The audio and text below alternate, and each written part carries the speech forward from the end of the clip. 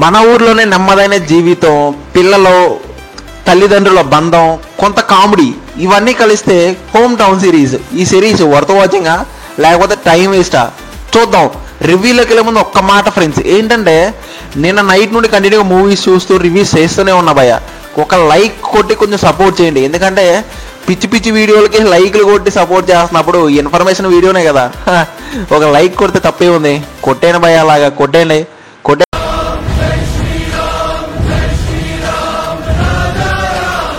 కదా, thank you.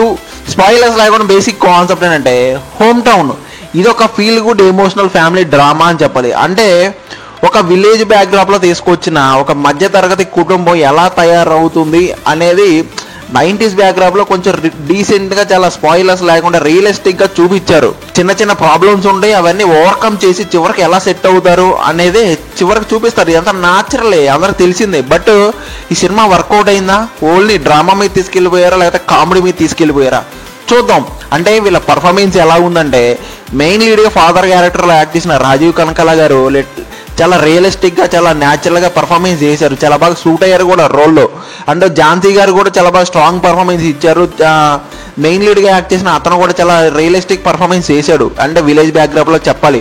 తన చెల్లి కూడా చాలా పర్లేదు బాగానే చేసిన. తను కూడా చాలా సీనియర్ యాక్టర్ అమ్మాయి కూడా. ఇంకా చెప్పాలంటే పర్ఫార్మెన్స్ అంతా ఓకే, డీసెంట్గానే ఉంది. ఇంకా చెప్పాలంటే టెక్నికల్ విషయం, డైరెక్టర్ కొంచెం స్టోరీ రియలిస్టిక్గా చెప్పాలని చెప్పి ట్రై చేశారు, కానీ కొంచెం ఓకే కొంచెం స్లోగా నడుస్తున్న ఫీలింగ్ ఉంటుంది. బట్ స్టోరీ మీదే ఉంటారు ఎక్కడైనా కూడా.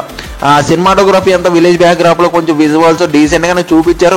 మ్యూజిక్ కూడా మరీ అంత టాప్ నాచ్ లేదు, బట్ ఓకే పర్లేదు, డీసెంట్గా ఉంది. సినిమాటోగ్రఫీ, మ్యూజిక్, సాంగ్స్ అంతా ఓకేగా ఉంది. మరీ అంత over the top of the bound ఏదో అంటారు కదా, అలా అయితే ఏం లేదు. ఇంకా చెప్పాలంటే నెగిటివ్స్ పాజిటివ్స్ గురించి మాట్లాడాలంటే, నెగిటివ్స్ అంటే పర్లేదు, అంటే చాలా స్లోగా నడుస్తూ ఉంటుంది. కొన్ని సీన్స్ ప్రొటెక్ట్ చేయగలుగుతాం, కొంచెం డ్రాగ్ అయిన ఫీలింగ్ కూడా ఉంటుంది. బట్ 2.5 hours అంటే మరి అంత లెంతీ మూవీయే, బట్ ఓకే పర్లేదు, టైం పాస్ కోసం ట్రై చేయవచ్చు అనిపించేలాగా ఉంది. అంటే పాజిటివ్స్ గురించి మాట్లాడాలంటే strong performance, story telling, visuals okay అంతా పర్లేదు, బాగానే అనిపించింది. ఓవరాల్గా ఫైనల్ వాటికి ఏం చెప్తానంటే, ఈ సిరీస్ నవ్వుకోవడం కోసం, టైం పాస్ కోసం మాత్రం ఒకసారి ట్రై చేయండి అని చెప్తాను. అంటే మరీ హైలైట్ సిరీస్ అయితే కాదు, ఓకే వన్ టైం ట్రై చేయొచ్చు కామెడీ కోసం అని చెప్తాను. నా పర్సనల్ రీడింగ్ అయితే పక్కన ఇస్తాను. ఆల్రెడీ ఎవరైనా ఈ సిరీస్ చూసుంటే మీ ఒపీనియన్ ఏంటి? యావరేజ్గా ఉందా, ఓకే బాగుందా, అసలు బాగా నచ్చలేదా?